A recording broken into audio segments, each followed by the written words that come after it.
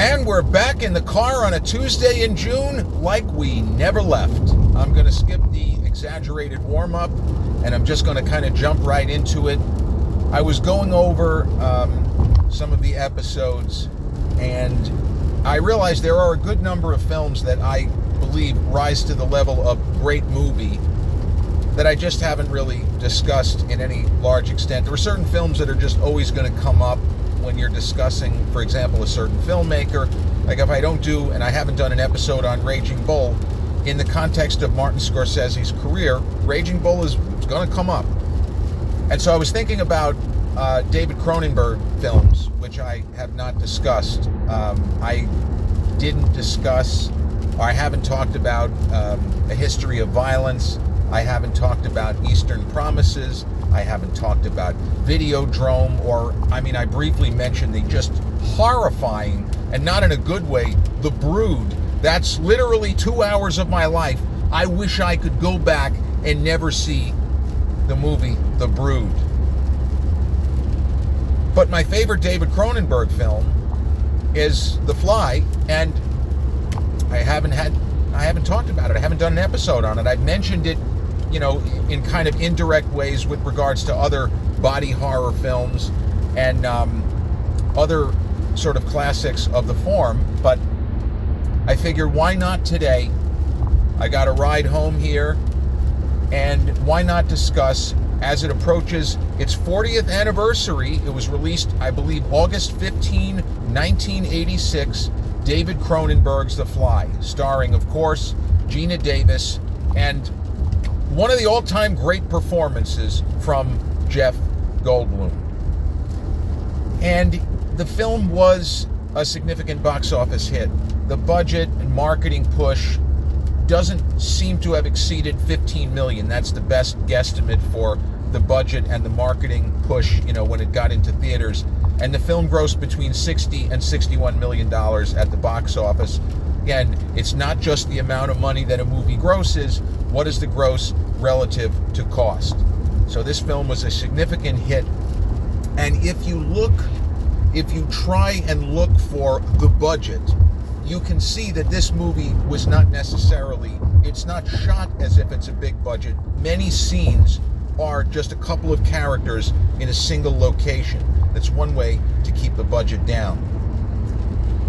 So there was an original, The Fly, with David Hedison, and that was in 1958. I don't remember who directed that film. I was going to say, was it David Arnold? I'm not sure, but my first thought was it was one of the British horror filmmakers, like the guys that did the Hammer horror, but I'm pretty sure it wasn't one of those, because it was not a Hammer horror. Hammer Films being responsible for movies like Curse of Frankenstein, Horror of Dracula with the late great, Sir Christopher Lee. But the original The Fly, 1958, is creepy. It's a good movie for the era. But Cronenberg's remake blows it out of the freaking water. It's not even comparable. As much as you can appreciate some of the camera trickery that they're able to do in the 58 version, the 1986 film is a masterpiece on virtually every level. And this is another movie, and I love to talk about this. I love to look at films through the historical prism, and movies which are well remembered by history, which, my interpretation, well remembered by history, it means the film's stature has grown since its original release.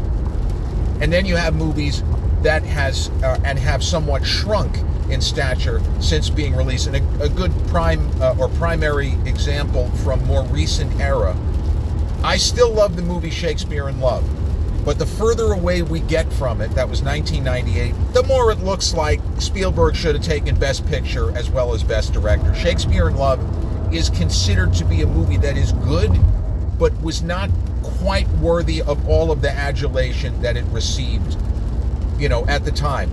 And so that's a film that the time kind of caught up to. Gwyneth Paltrow, some of the nonsense that she's gotten involved in doesn't really look that great. Did she win the Oscar because Harvey Weinstein campaigned? Did it win Best Picture? A lot of people think that Weinstein kind of greased enough palms. It's all really negative stuff. But I didn't have a problem with Shakespeare in Love winning at the time. But the prevailing sentiment, this is something you can Google, I'm not just, coming up with this out of thin air.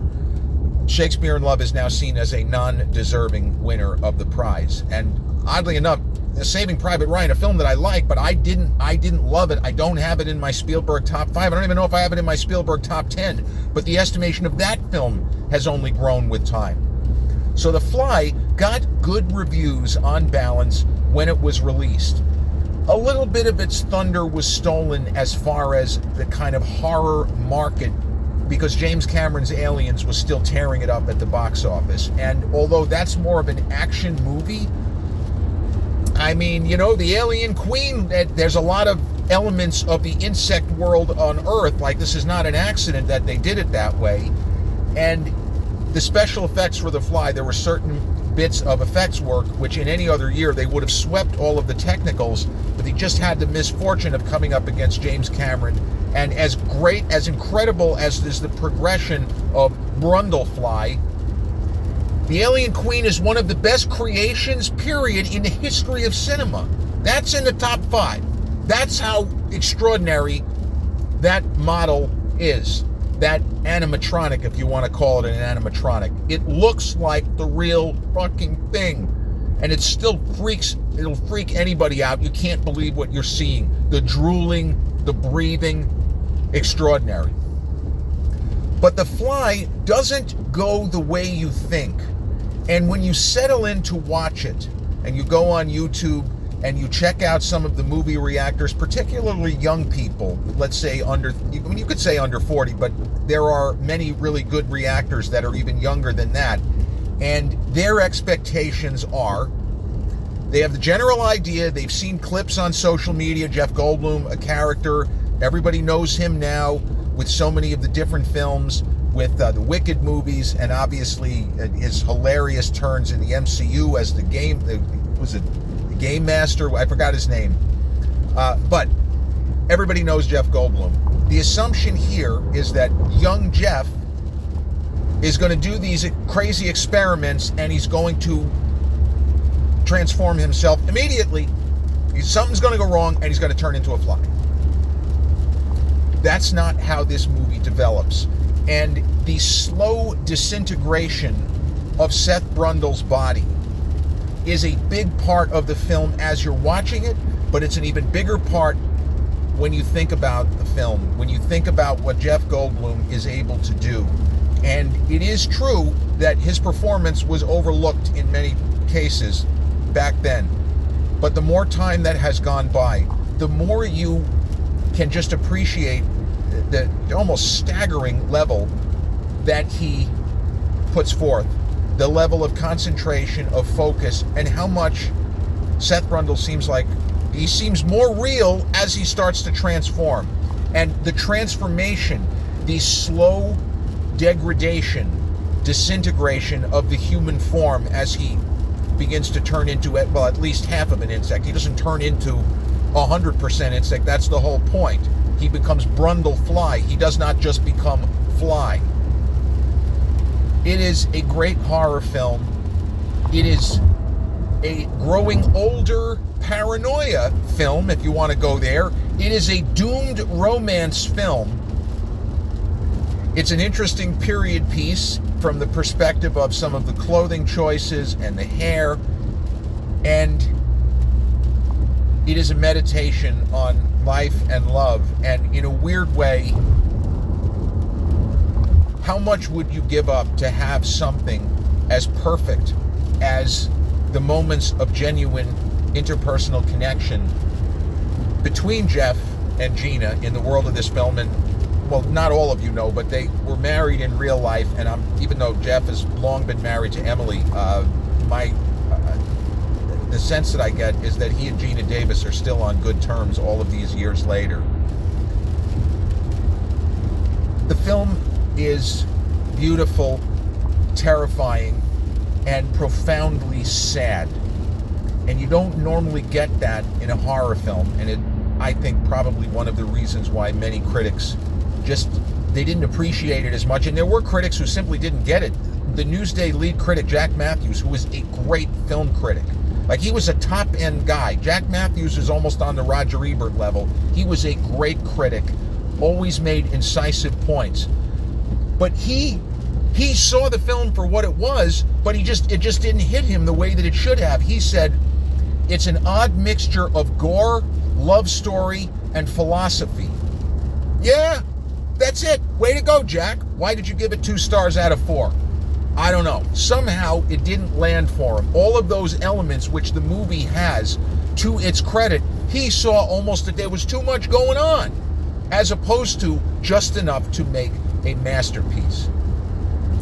And, you know, Geena Davis as Ronnie, right? I think it's Ronnie, not Lonnie. I was going to say Lonnie. But Geena Davis, she had been in a number of movies. She had been in Tootsie. I think that was her biggest role up to this point, where she plays one of the cast members of the soap opera that Jessica Lange and Dustin Hoffman as Dorothy Michaels ends up kind of infiltrating and becoming an integral part of the show. And Geena's character in that film, even though it's a different role than Ronnie, Veronica in The Fly, she has moments where she seems to be a bit of a bubblehead in Tootsie, but she is not. She isn't. And it isn't that it's a cover, it's just Geena Davis's performance style, which some people probably, maybe they thought, I don't think she's really that great in Tootsie. But the way that she reads her lines in The Fly, it's very cagey, and it's a very kind of clever way, because her character, it almost sneaks up on Seth Brundle just how into her he is. And she seems to be playing things coy, but not to be sort of sociological here, but the fact that she agrees to go to his place so quickly after they met, I mean, you could say that she wants a story. She's looking for a Pulitzer. That's great. No shit. But you got to really have a lot of trust in somebody you've just met. You're going to go to their house in the middle of nowhere. It looks like a warehouse where it could be a Dexter situation. Maybe there's bodies here. Like, it shows that there is something between them from the first. That she seems to hesitate and hem and haw, but not really. And the way the romance develops slowly, and the fact that Veronica has a past, that she doesn't just wake up at the beginning of the movie, or that's all we know of her. We see that she had a relationship with her editor, the John Getz character, a very interesting character, Estathis Barnes, that she had a relationship with this guy. He comes across as not really a good dude, but somebody who's very intelligent, and he's willing to admit when he's wrong. This is something that more would be made of now, and is made of now, than back then. Because 40 years ago, I don't think it was that big of a deal for somebody to say, this Seth Brundle guy is a character, he's a clown, but this is a joke. He's a showman, he's a magician, but nothing more. And when he does a little bit of digging as Veronica is working on the story, he realizes, hey, I was wrong about Brundle. This is like Fields Medal level stuff if he were a mathematician. This is a science wizard. This guy is probably a quarter of a step behind Albert Einstein, if that. I was wrong. Now, it doesn't make him a good guy, but the fact that he's willing to have his thought process evolve, that's pretty good. And his character kind of becomes more interesting as the story goes on, because Veronica really doesn't have anybody else in her life. We don't see her with anybody. And if David Cronenberg shot scenes, if there was supposed to be more of her sort of exterior life, maybe he just felt the film works better if we just focus on her often negative interactions with Stathis, and her often positive and loving and then scary interactions with Seth Brundle as he slowly turns into Brundlefly. The genius of this film, other than what I mentioned though, it is the slow transformation. It is the shock of the audience that the movie doesn't do what we think, and it leaves us bewildered. Because we see him, he's drunk, and this is the moment in the movie when Ronnie has to go back and tell Stathis, listen bro, you want me to keep working for you, whatever, but you've got to lay off. You have to let me, or whatever she tells him. But Jeff Goldblum as Seth is depressed. He drinks a little bit too much, and he goes through the teleportation machine alone. And he's a little sloppier than he normally would be. He's the kind of meticulous individual. I don't think that a fly would have gotten into the contraption. He would have been on top of everything, as we saw he was in the other times, putting the monkey through the transport and all of that. When he comes out of the telepod and he appears to be normal, that's the moment where the audience does one of those in the best way, because that's not what we're expecting. We saw a fly. The movie is called The Fly. He's going to come out of there and he's going to be a fly. That he isn't. That he appears exactly the same as he did a few minutes earlier before he got into the telepod. It spins the movie into a direction that audiences are not expecting, people seeing it for the first time. Because I remember when I saw this film for the first time, I was not age appropriate. Mom, I'm sorry if you're watching this. She's not. But if she were, I'm sorry. I was not age appropriate. I watched this film when it premiered on HBO in 1987. And at that moment, I did not understand. This movie's called The Fly. Isn't he supposed to turn into a fly? Well, yeah, but not on your terms, bro. David Cronenberg is making his movie. He's doing his thing, and he's not really even following the plot line of the original The Fly. He's going his own way. David Cronenberg is interested in the body horror and all of that, as we saw in movies such as Dead Ringers, of course, Jeremy Irons in a dual role, and Videodrome with James Woods just absolutely chewing it up for an hour and 40. I mean, man, James Woods, some of his performances are just so pure solid gold, with the overwrought, with the kind of aggressive line readings and just the chewing of the scenery. I mean, just unbelievable. But Cronenberg's obsessions, his passions as a filmmaker, are unlike really anyone else's.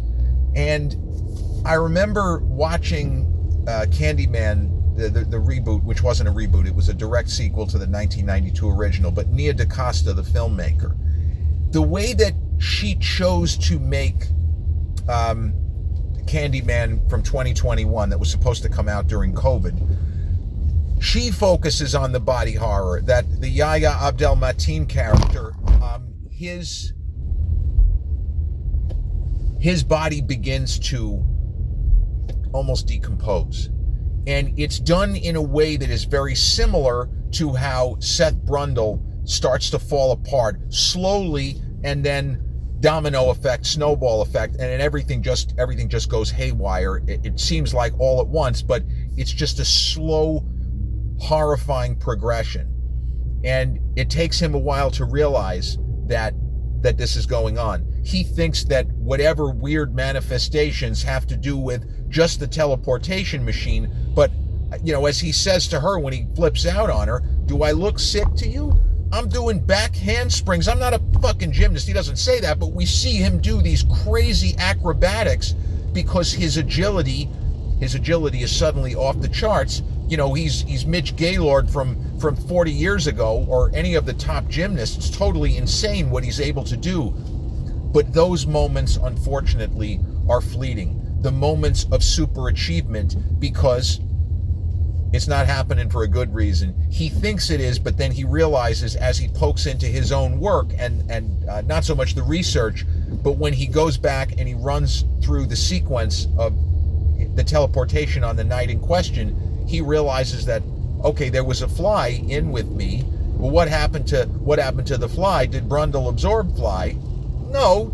Teleportation, fusion of Brundle and fly at the molecular level. That's what happened. And obviously, he's a scientist. He knows exactly what that means. It's not even a question that he's going to get worse. His body doesn't have a choice. He's going to become half fly. And he goes through the kind of Elizabeth Kubler-Ross, all of the stages of grief, and we see him do it. And I don't think that Jeff Goldblum was channeling that, and I don't think that Cronenberg, he probably didn't even have to give him that much direction, because the amount of time that Jeff had to spend in makeup chair and prosthetics, probably 8 hours a day. Like, he had to get to that. I understand he's still making a lot of money. I'm not trying to say that it's a tougher job than being a sheet metal worker. You know what I mean? But to sit in a chair for 8 straight hours, that's something that the average person never going to do. I just would rather not ever even do that.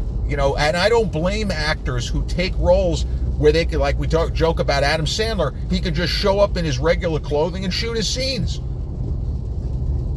The way that Goldblum, the pauses, the breathing, being able to emote so intensely as his physical appearances become more and more disfigured. It's just incredible what he's able to do. And we feel Veronica's angst, her fear, her sadness, the fact that this man was supposed to be the love of her life, and she ends up, spoiler alert, she ends up having to take an action that it's something that nobody should ever have to do, and only in a story as batshit as this, would it happen in the way that it happens.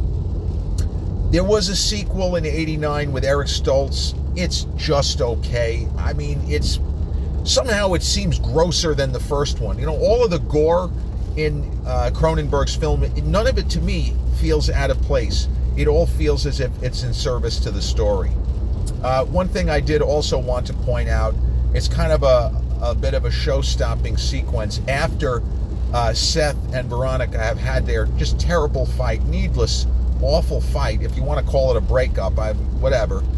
And he meets the woman in the bar. Was her name Tani? He meets the woman in the bar, and his plan, of course, is to not just bring her back to his place and have sex with her, which, although that he for sure wants to do that, but he wants her to go through the teleportation machine. At this point in the movie, he's still convinced that it's almost like a fountain of youth, that there's some restorative properties to it and nothing negative. And maybe there wouldn't be anything negative, but you better be damn sure there's not a fucking caterpillar in there next time, or a an anteater or some armadillo. I mean, the possibilities are endless in the worst way. But when he's in the bar, he arm wrestles a guy, a real burly, kind of tough looking dude, the sort of person you look at him and you say, all right, I don't want to mess with this guy. The character's name is Marky. And there's even a laugh between Jeff and the woman. I get to take the lady home. Who do you want to win? I hope it's Marky. Marky is played by George Chiavello. Most of you are not going to know who that is. It's just a random name that I throw out there. No. That character, yes, is just a random character in the movie. It's a small role. George Chiavello is one of the toughest men to ever box. George Chiavello was a heavyweight contender for years in the 60s into the 70s. He fought Ali twice. Didn't win, but he went the distance both times. He fought George Foreman once. He fought Floyd Patterson. He fought everybody. And in, I think, about 80 professional fights, George Chiavello did not get knocked down ever, not once. Ali hit him with everything, including the kitchen sink, in 2 fights, and Chiavello was still standing there. George Foreman at Madison Square Garden was the fight. I think it was in 71 or 72. Foreman hit him with shots that would have knocked down concrete, and Chiavello did not go anywhere. If the ref hadn't stopped the fight, they would still be out there. One of those. Chiavello was unbelievably tough, but he was a Canadian. And David Cronenberg, I assume, as a fellow Canadian, said, you know what? Let me see if I can get, because George had done a little bit of acting, let me see if maybe George wants to come down and, do some work and appear in this movie. And he did. And you don't even need to know what I just said. The way that his facial expressions, great stuff. He gets hurt worse in this movie, worse than Ali or George Foreman or Floyd Patterson ever hurt him. Oh my God. Also great effects work in that scene. But that's really all I wanted to talk about with regards to The Fly. It is a great movie. It is an all-timer and an interesting film to study, because there really is so much more than just a story of a brilliant scientist who slowly transforms into half man, half fly. There's so much beauty and terror and majesty. And it's the kind of movie that really does make you think and make you feel and make you hurt and ache for the characters, for, you know, and kind of mourn for the brilliant young man who didn't really bite off more than he could chew, but the brilliant young man who let his emotions get in the way of the science, and his emotions get in the way of making sure you have to avoid sloppy mistakes at all costs. You can't make that kind of mistake, and it's because he had a little too much to drink, and he was emotional, and he just didn't think it through. He was supposed to wait for her. He didn't. He was impatient, and normally in science, the amount of patience it took him to get just to the point that he is when we start the film, and he is full of life and full of energy, you know, with the hair and the smile and the eyes. And it is certainly one of the greatest horror movies ever made, because it is about so much more than just scaring the audience. I'll spare you the exaggerated wrap-up. I'm glad that I finally got to talk about this film, which not only me, but so many of you also love. And yeah, I'll see you all again real soon. Peace.